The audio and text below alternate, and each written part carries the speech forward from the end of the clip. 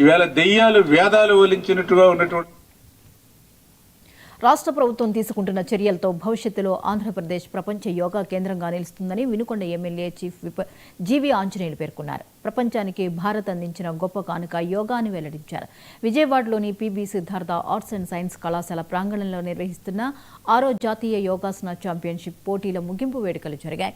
కార్యక్రమంలో బీజేపీ రాష్ట్ర అధ్యక్షుడు మాధవ్, ప్రభుత్వ చీఫ్ విప్ వినుకొండ ఎమ్మెల్యే జీవి ఆంజనేయులు పాల్గొన్నారు.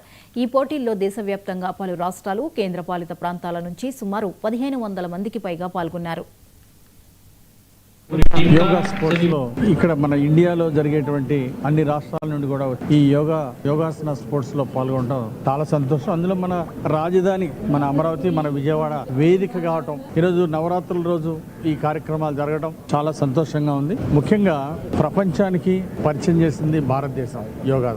ఈ యోగాల్ని, ఆయుర్వేదాన్ని, న్యూమరాలజీని, ఆస్ట్రాలజీని ఇవన్నీ కూడా ప్రపంచానికి అందించినటువంటి భారతదేశాన్ని ఈరోజు ప్రపంచంలో అందరూ కూడా చాలా గర్వపడుతున్నారు.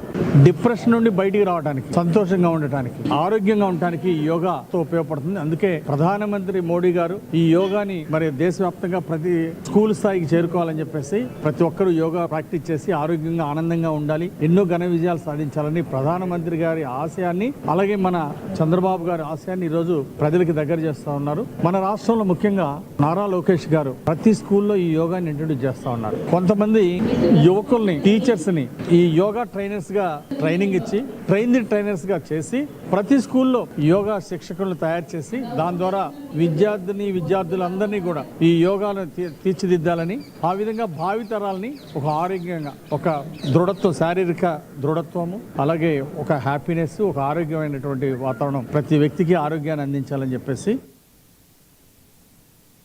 ఇవి ఇప్పటివరకు అప్డేట్స్. మరిన్ని